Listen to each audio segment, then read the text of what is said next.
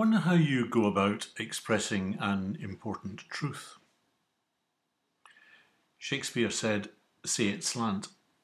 Sometimes things are so important that coming at them head on adds nothing and takes away a lot. Come at an important truth obliquely. Say it slant.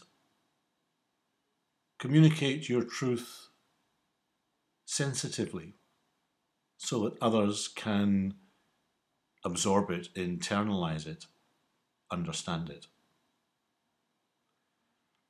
The example of the Bible is that some truths are so important that really the only way in which they can helpfully be explained is in the telling of a story.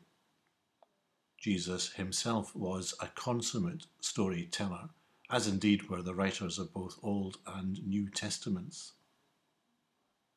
The story gives us an opportunity not only to tell the truth, but to offer it a context.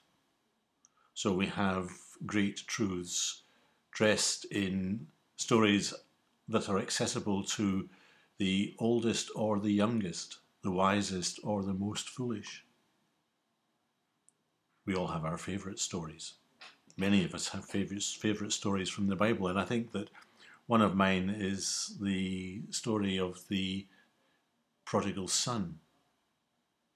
A young man impatient to inherit what is coming to him takes his part of the estate, sells it, and goes off. In a faraway country, his inheritance spent, he is on straitened circumstances, eating pig food. He decides to go back home, to throw himself on the mercy of his father, and to work as a hired servant on his father's estate. But when his dad sees him coming, he runs to meet him, runs like a little girl, no dignity here. He runs to embrace him. He gives him the finest robe. He has the fatted calf killed for a feast. He sends out invitations so all the neighbours come round to share his joy. The other brother comes back and is angry. The father goes out, leaves all of his guests. Again, no dignity here. He wants to keep both sons.